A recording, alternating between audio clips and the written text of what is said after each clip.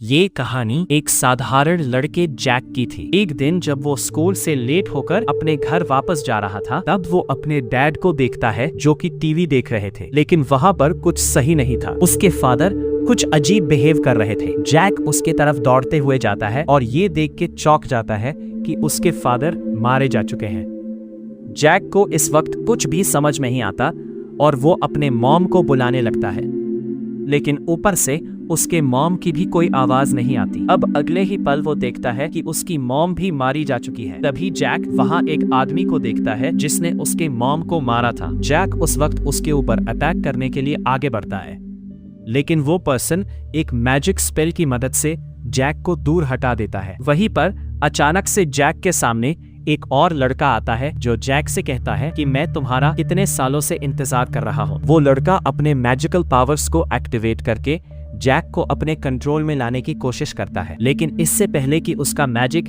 कुछ इफेक्ट कर पाता, वहां एक स्वॉर्ड्समैन आके उसे दूर हटाता है। वो दोनों ही अपने स्वॉर्ड्स को निकाल करके वहां एक इंटेंस फाइट चालू कर देते हैं। इसका फायदा उठाकर वो मैज जैक के ऊपर अटैक करने वाला था, लेकिन उसी टाइम वहां पर एक और मैज आके जैक को प्रोटेक्ट करता है। यहाँ तक जैक को ये क्लियर हो गया था कि इनमें से 2 जन उसको अटैक कर रहे हैं और 2 जन उसे प्रोटेक्ट कर रहे हैं। उसी वक्त हम देखते हैं कि जो 2 पर्सन्स जैक को बचाने की कोशिश कर रहे थे, वो एक स्पेस टाइम मैजिक यूज करते हैं। अब इसके कुछ देर बाद अचानक से जैक अपने आंखें खोलता है। वो एक पूरी तरीके से दूसरी जगह में था और उसे कुछ नहीं पता था कि वो कहाँ पे है। इससे पहले कि जैक कुछ भी समझ पाता, वहाँ पर वही मैज आता है जिसने कि उसे बचाया था। जैक उसके तरफ दौड़ते हुए जाता है और उससे पूछता है कि आखिर क्या हुआ और आखिर मेरे पेरेंट्स कहाँ पे हैं। तब वो मैज कहता है कि मेरा नाम शेल है और ये मेरा दोस्त जिसका नाम एल्सन है। हम दोनों ने तुम्हारे पेरेंट्स को बचाने की बहुत कोशिश की, लेकिन इस वक्त बहुत ही देर हो चुकी है और हम बस तुम्हें ही प्रोटेक्ट कर सकते हैं। और वो कहता है कि यहाँ पे बस मैं ही हूँ जो तुम्हारे लैंग्वेज को समझ सकता है। जैक अभी तक बहुत ही ज्यादा कंफ्यूज था, उसे समझ नहीं आता कि आखिर क्या चल रहा है। तब शेल कहता है कि इस वक्त तुम एक पूरी तरीके से दूसरी दुनिया में हो। वेल, अगर मैं सिंपली बोलूं तो ये अर्थ नहीं है और इस दुनिया को एक पर्सन रूल करता है जिसका नाम मार्को है, लेकिन मार्को के रूल्स इतने ज्यादा बेकार और इतने ज्यादा घिनौने थे कि कुछ लोग इसे अपोज कर रहे थे। यहाँ तक उससे बचने के लिए कुछ लोग दूसरी दुनिया में यानी कि अर्थ में चले गए थे। तब मार्को ने अपने बेटे कार्टेश को अर्थ में भेजा ताकि वो सारे सर्वाइवर्स को मार सके, और हमें पता चलता है कि कार्टेश कोई और नहीं, वही स्वॉर्ड्समैन था। वो कहता है कि शायद तुम्हारे पेरेंट्स हमारी दुनिया से बिलोंग करते थे और मार्को के घिनौने रूल्स को बर्दाश्त नहीं कर पाके अर्थ में एस्केप करने गए थे। लेकिन जैक कहता है कि मुझे पता है मेरे पेरेंट्स अर्थ के ही हैं।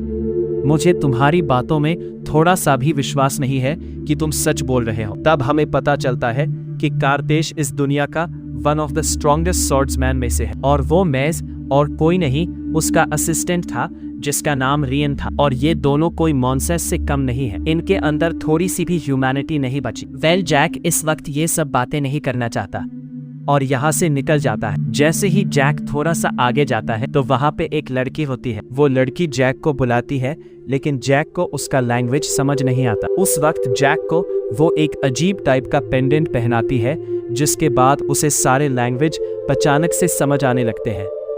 तब वो लड़की जैक को एक्सप्लेन करते हुए कहती है कि ये एक मैजिकल क्रिस्टल है और इसकी मदद से तुम हमारे लैंग्वेज को समझ सकते हो। उसी वक्त शेल जैक का पीछा करते हुए आता है और उस लड़की को उसके नाम से बुलाता है। वेल, हमें पता चलता है कि उस लड़की का नाम हिस्टोरिया है। शेल को देखकर जैक फिर से गुस्सा होके वहां से भाग जाता है और इस वक्त जैक भागते हुए एक स्ट्रेंज से रूम में आ चुका था। वेल, उस रूम में एंट्री करते साथ जैक एक अननोन सर्कल पे हाथ रख देता है। अगले ही पल वो अपने आप को आसमान में पाता है जो कि उड़ रहा था।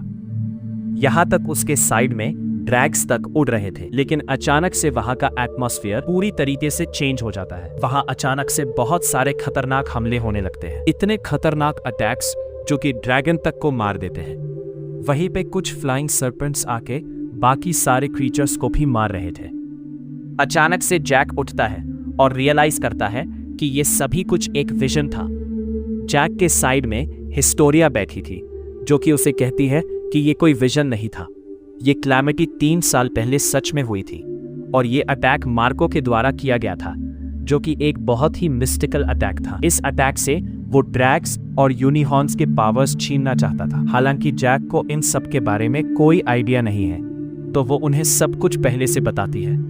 वो कहती है कि इस यूनिवर्स में 2 प्लैनेट्स एग्जिस्ट करते हैं, एक अर्थ और दूसरा आइडैन। और वेल, इस वक्त तुम आइडैन प्लैनेट के अंदर ही मौजूद हो और जैसा कि तुम देख सकते हो, इस दुनिया में कोई भी मैजिक यूज कर सकता है। कुछ देर बाद हम जैक को देखते हैं, जो कि हिस्टोरिया से पूछता है कि आखिर इस प्लेस को मार्को ने क्यों अटैक नहीं किया। हिस्टोरिया कहती है कि ये जगह बहुत ही स्पेशल है। ये जगह कंटिन्यूअसली मैजिकल बैरियर से प्रोटेक्ट होती आ रही है। मार्को और कार्टेश इस बैरियर को पार नहीं कर सकते। जैक कहता है कि मुझे नहीं लगता कि तुम लोग सच बोल रहे हो, और जैक वहां से कूद के अपने घर वापस जाने का रास्ता ढूंढने के लिए चला जाता है। लेकिन थोड़ा आगे जाने पर ही वहां एक बैरियर था जो कि जैक पार नहीं कर पा रहा था। चाहे वो जितनी बार भी कोशिश करता, वो उस बैरियर को पार नहीं कर सकता।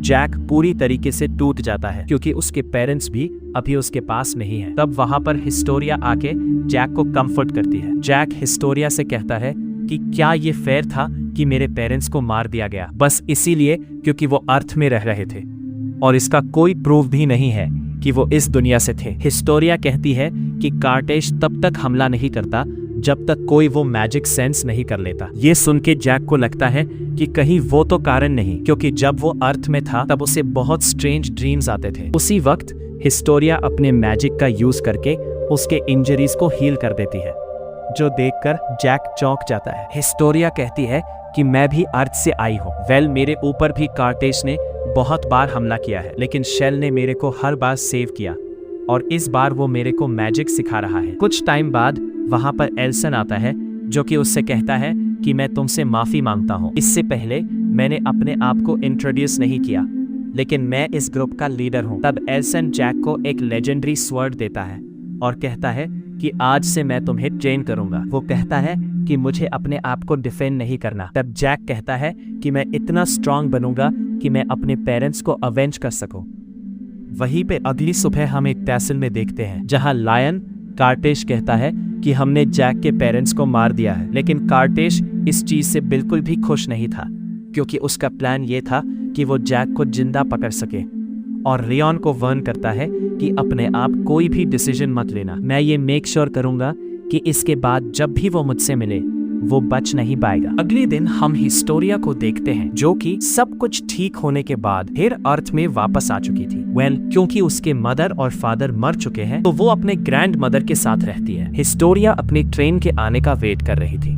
कुछ देर बाद जैसे नॉर्मली ट्रेन आता है तो सभी लोग सामने आते हैं, लेकिन वहाँ पे एक लड़का था जो कि बहुत ही केयरलेस था। वो अपना फोन एक्सीडेंटली नीचे गिरा देता है, और जैसे ही उसे उठाने वाला था तभी गलती से वो हिस्टोरिया को धक्का दे देता है, और वो ट्रेन के ट्रैक पे गिर जाती है।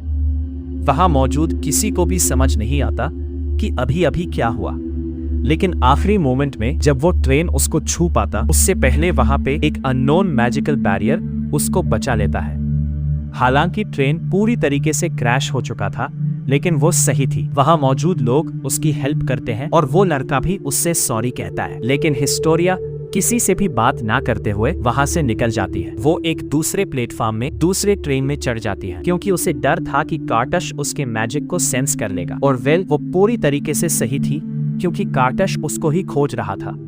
हिस्टोरिया बहुत से जगह भागती है, लेकिन कार्टश चुपचाप उसका पीछा कर रहा था।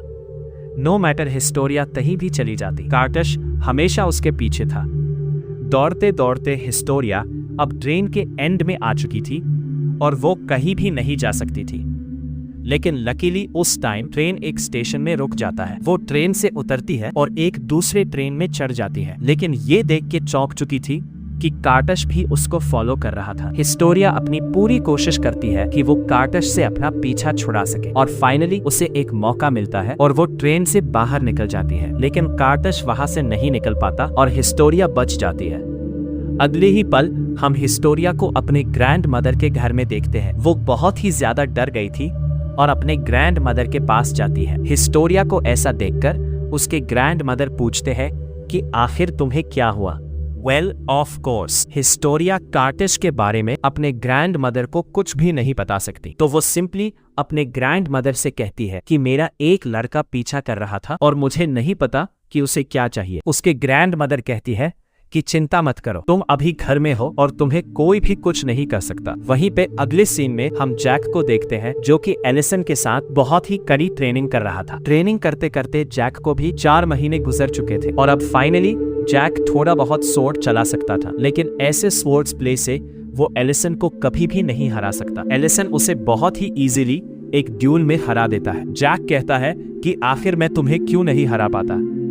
एलिसन कहता है कि मैं सालों से ट्रेनिंग कर रहा हूँ, हालांकि तुम्हें ट्रेनिंग करते हुए अभी बस 4 महीने ही हुए हैं। जैक कहता है कि तुमने मुझसे वादा किया था कि तुम मुझे एक लेजेंडरी स्वॉर्ड दोगे, लेकिन एलिसन कहता है कि तुम अभी तक उस काबिल नहीं हुए कि तुम एक लेजेंडरी स्वॉर्ड को हैंडल कर सको। लेकिन जैक बहुत ही जिद करता है और कहता है कि एटलीस्ट मुझे उसे देखने तो दो। एलिसन मान जाता है और एक बटन प्रेस करता है जहां सारे स्वॉर्ड्स अपीयर हो जाते हैं।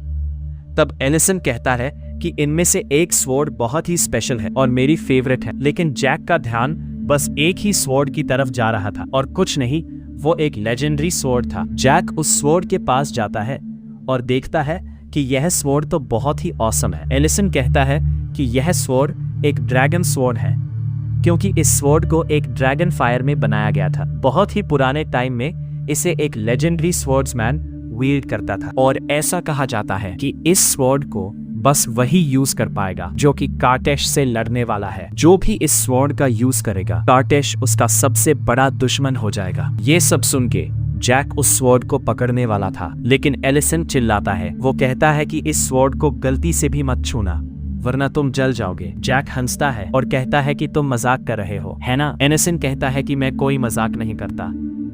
इससे पहले कि वो कुछ बोल पाता, वहां पे शेल आता है और एलिसन से कहता है कि मेरे पास आओ, मुझे अकेले में तुमसे कुछ इंपॉर्टेंट बात करनी है।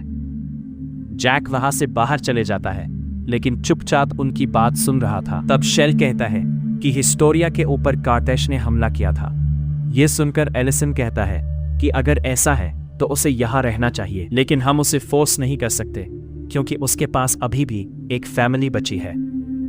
ये सुन के जैक बहुत ही ज्यादा उदास था और वहां से चला जाता है। वो नीचे जाता है और देखता है कि हिस्टोरिया बैठी थी। तब वो हिस्टोरिया से कहता है कि मैंने सुना कि तुम्हारे साथ क्या हुआ, क्या तुम पूरी तरीके से ठीक हो? हिस्टोरिया कहती है कि हाँ मैं ठीक हूँ, बस थोड़ी सी डरी हुई हूँ। ये मेरा पहला टाइम नहीं है जब कार्टेश ने मेरे ऊपर हमला किया है। 2 साल पहले जब मैंने अपना मैजिक यूज करके किसी को हील किया था, तब उसने मेरा मैजिक सेंस कर लिया था। कुछ ही देर में वो मेरे पास पहुंच गया और मेरा बहुत देर तक पीछा किया। आखिर में शेल ने मुझे बचाया था। वहीं पे प्रेजेंट में हिस्टोरिया बहुत ही ज्यादा क्लूलेस थी। उसे समझ नहीं आता कि आखिर उसे अर्थ जाना चाहिए या यहाँ पे परमानेंट रह जाना चाहिए, क्योंकि अर्थ में अभी भी उसके ग्रैंड मदर रहती है। जैक तब उससे कहता है कि आखिर तुम कोई भी डिसीजन लो, हम सब तुम्हारे साथ हैं और चिंता मत करो, कुछ ही दिन में मैं भी फाइट करना सीख जाऊंगा और उसके बाद मैं भी तुम्हें प्रोटेक्ट करूंगा। जैक की बातें सुनकर वो बहुत ही ज्यादा खुश होती है और अपने अंदर विश्वास रखती है। उसी वक्त वहां पर शेल आता है और कहता है कि तुम दोनों यहाँ रहना क्योंकि कार्टेश हमारा पीछा कर रहा है। एलिसन अपना स्वॉर्ड लेता है और जाने के लिए रेडी होता है, लेकिन तभी जैक पूछता है क्या मैं भी तुम्हारे साथ जा सकता हूँ?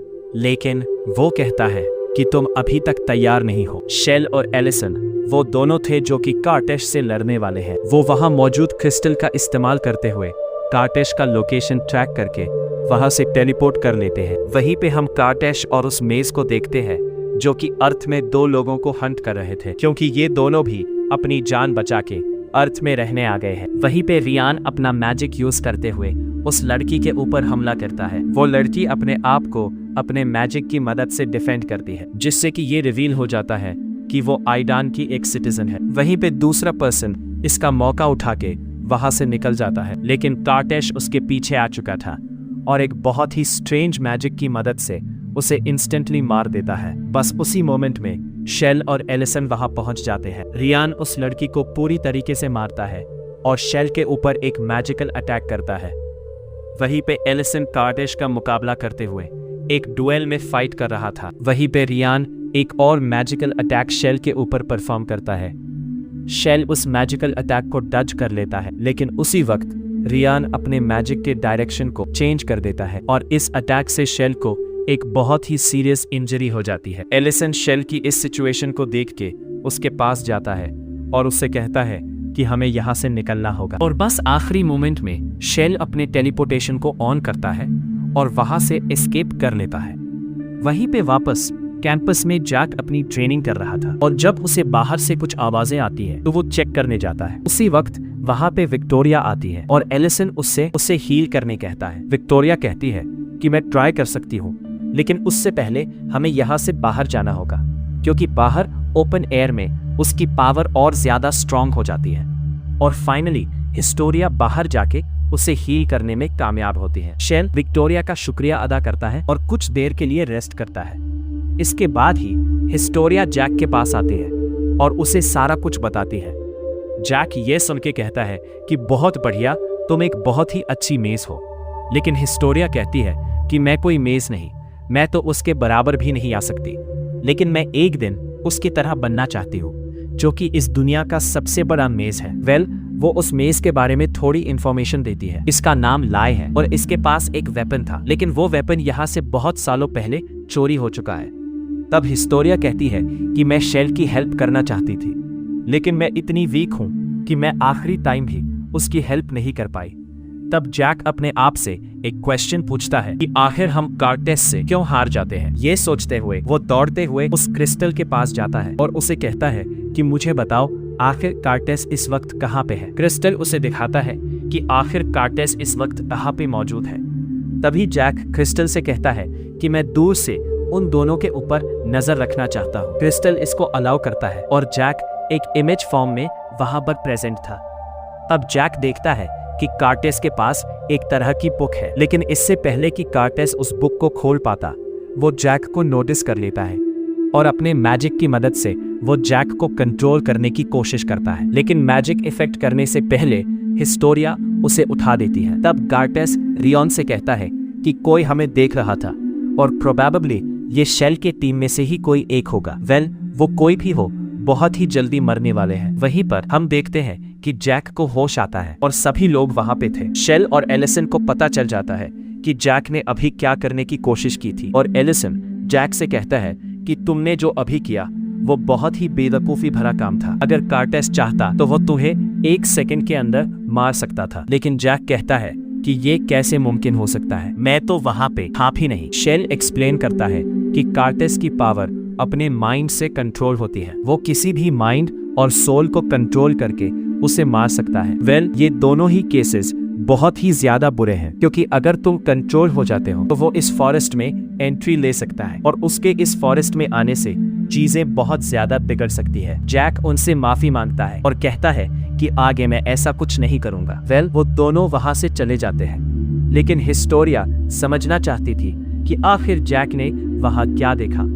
जैक कहता है कि उनके हाथ में कोई अजीब सी बुक थी जो कि आइडियन लैंग्वेज में लिखी हुई थी, लेकिन वो उस प्लेस का नाम रिमेम्बर नहीं कर पा रहा था। तब वो एक कॉपी और पेन में उस प्लेस को ड्रॉ करने की कोशिश करता है और एक बहुत ही अच्छा ड्राइंग बना लेता है, जिसको देख के हिस्टोरिया बहुत ही ज्यादा इम्प्रेस हो जाती है और कहती है कि तुम अभी रेस्ट कर सकते हो, मैं इस पिक्चर को ऑनलाइन खोजने की कोशिश करूंगी। हिस्टोरिया के जाते साथ ही जैक फिर से ट्रेनिंग करने लगता है। उसी वक्त वहां पे एलिसन आके उससे सॉरी कहता है। वो माफी मांगता है क्योंकि पहले उसने बहुत ही रड बिहेव किया। जैक, आज तक के तुम मेरे सबसे होनहार स्टूडेंट हो और मैं तुम्हारे जैसे एक वॉरियर और फ्रेंड को खोना नहीं चाहता। ये सुनकर जैक और ज्यादा खुश हो जाता है और कहता है कि मैं आगे से और ज्यादा मेहनत करूंगा। वहीं पर हिस्टोरिया ने अपने लैपटॉप में बहुत से जगह चेक कर लिए थे और बहुत रिसर्च करने के बाद फाइनली उन्हें वो जगह मिल जाता है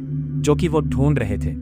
और उस जगह को देखकर जैक कंफर्म करता है कि हाँ, ये वही जगह है। तभी हिस्टोरिया एक बुक के बारे में बताती है जो कि आजकल काफी फेमस हो रही है। ये बुक पीटर नाम के एक साइंटिस्ट के द्वारा लिखा गया था और ऐसा लगता है कि कॉर्टेज ने किसी रीजन की मदद से उस बुक को चुरा लिया है। जब एलिसन और शेल को इस बारे में पता चलता है तब शेल कहता है कि उस बुक को जूम करो और जैसे ही वो उस बुक को जूम करती है तो शेल बहुत ही ज्यादा हैरान हो जाता है। ये एक बहुत ही एंशिएंट बुक है जो कि ग्रेट मैजेस के बारे में सब कुछ बताती है। ये वही मैजेस है जो कि हमारे उस रूम में रखे गए हैं। वो ये भी कहता है कि जब पास्ट में वॉर्स होते थे तब हम भाग के यहाँ पे आ गए थे और बहुत सारे मैजेस के बारे में हमने यहाँ पे सारी डिटेल्स लिखी थी। और वही सेम बुक इस वक्त कार्टेज के पास है। हमने उस जगह पे बहुत सारे मैजिकल आइटम्स रखे थे जैसे कि स्वर्ड्स और अलग अलग चीजें। और उस बुक में एक लेजेंडरी स्टाफ के बारे में भी बताया गया है। और अगर वो स्टाफ किसी भी तरीके से कार्टेज को मिल जाता है तो बहुत ही बड़ा डिजास्टर आने वाला है। तब एलिसन कहता है कि हमें उस म्यूजियम में जाना चाहिए जहां से वो बुक स्टोल हुआ था। और वहां लोग वहां पे जाते भी हैं। एलिसन को आर्थ के कपड़े पहनने पड़ते हैं जो कि उसके लिए बहुत ही ज्यादा एनोइंग थे। जो भी हो, जब वो लाइब्रेरी और म्यूजियम के पास पहुंचते हैं तो वो लोग स्प्लिट अप कर लेते हैं ताकि वो लोग अलग अलग जगह पे जल्दी खोज पाए। उसी सेम टाइम में साइंटिस्ट पीटर किसी को कॉल करके कहते हैं कि वो बुक चोरी हो चुका है। यहाँ तक सारे डिजिटल कॉपीज भी डिलीट हो चुके हैं। कॉल में जो बंदा था वो कहता है कि चिंता मत करो, मेरे पास एक प्राइवेट कॉपी है। और वो प्राइवेट कॉपी एक छोटे से पेन ड्राइव में था। लेकिन उसी वक्त वहां पे कार्टेज आता है और पीटर को मार डालता है। इसके रास्ते में कोई भी आता है तो वो उसे मार देता है। कोर्स उसे मारने के बाद वो चेक करता है लेकिन उसे कोई कॉपी नहीं मिलती। और जो कैच टाइप का आइटम मिलता है उसे ऐसा बिल्कुल भी नहीं लगता कि वो एक पेन ड्राइव हो सकता है। वहीं पे दूसरी तरफ हमारे 4 जन ने पूरी तरीके से सिटी को छान मार लिया था और उन्हें इतना पता चल गया था कि सारी डिजिटल कॉपीज डिलीट हो चुकी हैं। तब उनके पास बस एक ही रास्ता था। वो पीटर के घर को ऑनलाइन सर्च करते हैं और वहां पहुंच जाते हैं। लेकिन जब वो अंदर जाते हैं तो वहां पे कोई भी नहीं होता। शेल वहां मौजूद कंप्यूटर को चेक करता है और जैक बाकी सारे प्लेसेस को चेक करता है। और तब फाइनली जैक को वही पेन ड्राइव मिल जाता है जिसमें कि वो बुक स्टोर थी। वो लोग जल्दी से उस पेन ड्राइव को कनेक्ट करते हैं और देखते हैं कि उसमें एक कॉपी मौजूद है। और बिना टाइम वेस्ट करते हुए उस पेन ड्राइव को लेके वो लोग वहां से निकल जाते हैं। अगले सीन में वो लोग वापस फॉरेस्ट में आ जाते हैं और उस बुक का एक कॉपी निकाल लेते हैं। फिर एक साथ बैठ के उस कॉपी को डिकोड करने की कोशिश करते हैं क्योंकि वो book ancient people of Aida के द्वारा लिखी गई है। वहीं पे जैक एलिसन के साथ अपने स्वॉर्ड ट्रेनिंग करने चला जाता है। उसी टाइम हिस्टोरिया एक और बुक पढ़ती है जिसमें उसे मैजेस के बारे में सीक्रेट्स पता लगते हैं। वो एक ग्रेट मैज लाई के बारे में पढ़ती है। उसे पता लगता है कि ग्रेट मैज लाई को अपनी पावर अपने स्टाफ से मिलती थी। और ज्यादा पढ़ने पे उसे पता चलता है कि बहुत पहले एक लेजेंडरी यूनिकॉर्न लिव करता था और यही यूनिकॉर्न है जिसके वजह से लाई को अपना मैजिकल पावर और स्टाफ मिला था। लेकिन बाद में जब यूनिकॉर्न मर जाता है तो वो स्टाफ खुद ब खुद डिसलोकेट हो जाता है और इस वक्त किसी को भी नहीं पता कि वो लेजेंडरी स्टाफ कहाँ पे है। और उसी वक्त शेल को वो लोकेशन मिल जाती है जहाँ पे वो स्टाफ हाइड किया गया है। लेकिन बुक में एक बहुत ही अजीब सी लैंग्वेज लिखी हुई थी। शेल को वो पढ़ के बस इतना ही समझ आया कि डेजर्ट के लोगों ने उस स्टाफ को कहीं पे छुपाया है। और जब शेल उसको आगे बढ़ने की कोशिश करता है तो अचानक से एक अनआइडेंटिफाइड स्पेल एक्टिवेट हो जाती है। जैसे ही वो स्पेल काम करती है तो वहां पे ग्लोब का एक मैप आ जाता है और उस मैप में एक रेड डॉट ये स्पेसिफाई कर रहा था कि वो स्टाफ एग्जैक्टली कहाँ पे है। और वो रेड डॉट से हमें पता चलता है कि वो स्टाफ इस वक्त अफ्रीका में मौजूद है। तब शेल और विक्टोरिया ये चीज जैक और एलिसन को बताने जाते हैं और बाद में वो सभी लोग डेजर्ट में निकल जाते हैं उस स्टाफ को खोजने के लिए। आगे ट्रैवल करते वक्त वहां एक लेक के पास एक अननोन पर्सन था। वो काफी ज्यादा स्ट्रेंज था लेकिन वो आइडॉन से ही बिलोंग करता था। वो ये भी कहता है कि मेरे पूर्वज यहाँ पे आए थे बहुत सालों पहले, लेकिन इस वक्त उनमें से कोई भी जिंदा नहीं है। तब एलिसन उससे कहता है कि हमें लाई का स्टाफ जल्द से जल्द खोजना पड़ेगा और अगर कार्टेज को गलती से भी वो मिल गया तो वो बहुत ही बुरा हो सकता है। लेकिन वो पर्सन कहता है कि आखिर मैं तुम्हें वो स्टाफ क्यों दूं? ये सुनकर एलिसन बहुत ही ज्यादा गुस्सा हो जाता है लेकिन शेल उसको रोकता है। तब एलिसन कहता है कि कम से कम हमें वो स्टाफ देखने दो और वो पर्सन इस बात के लिए मान जाता है। अगले सीन में वो पर्सन उन सभी को एक केव के अंदर ले जाता है लेकिन हिस्टोरिया को वहां पे एक बहुत ही स्ट्रेंज फीलिंग महसूस हो रही थी और वो सबसे कहती है कि इस केव के अंदर ऑलरेडी कार्टेश मौजूद है, लेकिन हिस्टोरिया की ये बात बस जैक ही सुन पाया था। वो लोग दौड़ के ये बात शेल को तो वर्न कर देते हैं, लेकिन एलिसन के लिए बहुत देर हो चुकी थी क्योंकि वो ऑलरेडी केव के बहुत ही अंदर जा चुका था। वो तीनों वहां से दौड़ते हैं ताकि वो एलिसन को वर्न कर सके, लेकिन जब तक वो लोग अंदर जाते हैं बहुत ही लेट हो चुका था क्योंकि शायद एलिसन मरने वाला था। कार्टेश ने एलिसन को कुछ ही सेकंड्स के अंदर मार डाला था। ये देखकर जैक बहुत ही गुस्सा होकर सामने अटैक करने जाता है, लेकिन कार्टेश मैजिक की मदद से उसके स्वर्ड को फ्रीज करके उसे तोड़ देता है। वो तीनों ही इस वक्त बहुत ही ज्यादा डेंजर में थे।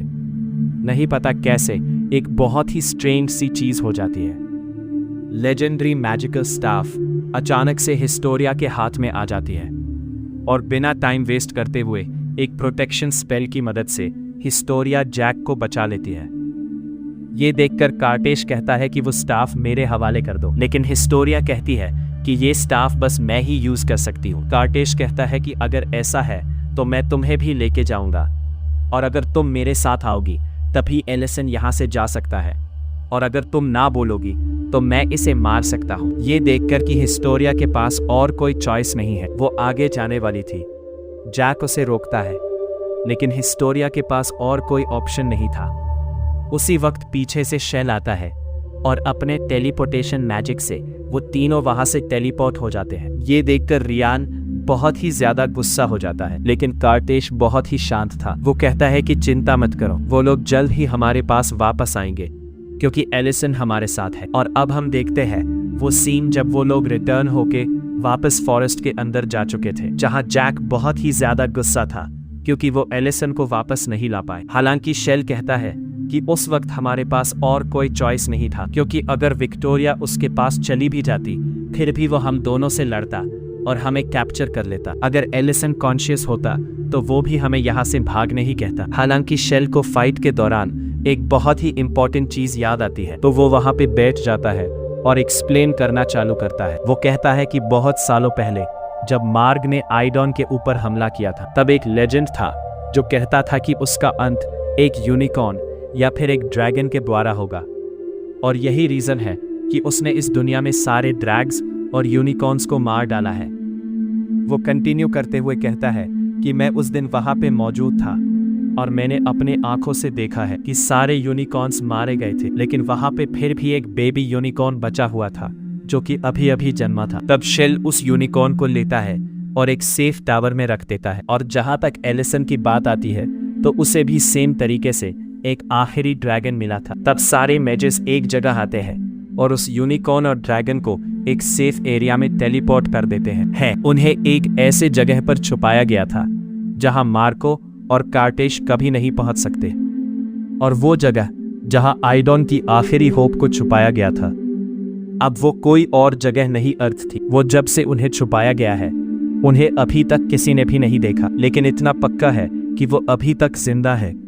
यहाँ तक कार्टेश भी उन आखिरी ड्रैगन और यूनिकॉर्न को खोज रहा है। हमने भी बहुत कोशिश की है कि हम उस ड्रैगन और यूनिकॉर्न को खोज पाए। क्योंकि ये स्टाफ एक यूनिकॉर्न के द्वारा बनाया गया था, तो ये बहुत ही इंपॉर्टेंट है कि कार्टेश के हाथ में ये स्टाफ ना लगे, क्योंकि ऐसा हो सकता है कि इस स्टाफ की मदद से वो आखिरी यूनिकॉर्न को खोज पाए। अगर गलती से भी ये स्टाफ उसके पास चला गया तो मार्को को हराना इम्पॉसिबल हो जाएगा। जब जैक इन सब के बारे में सुनता है तो वो बहुत ही टेंशन में चला जाता है, लेकिन शेल उससे कहता है कि ये इंफॉर्मेशन तुम्हारे लिए जरूरी है क्योंकि अभी काम हो चुका है तो तुम लोग अभी रेस्ट करने जा सकते हो। वहीं पर दूसरी साइड में जैसे ही एलिसन को होश आता है तो वो अपने आप को एक प्रजन में पाता है। तभी वहां पे रियान आता है जो कि उसका मजाक उड़ाने लगता है और कहता है कि क्या मैं तुम्हारे ऊपर कुछ एक्सपेरिमेंट्स कर सकता हूँ। लेकिन तभी वहां पे कार्टेश आता है और कहता है कि तुम्हारी हिम्मत भी कैसे हुई, तुम मेरे सबसे इम्पोर्टेंट प्रिजनर के ऊपर एक्सपेरिमेंट्स करना चाहते हो।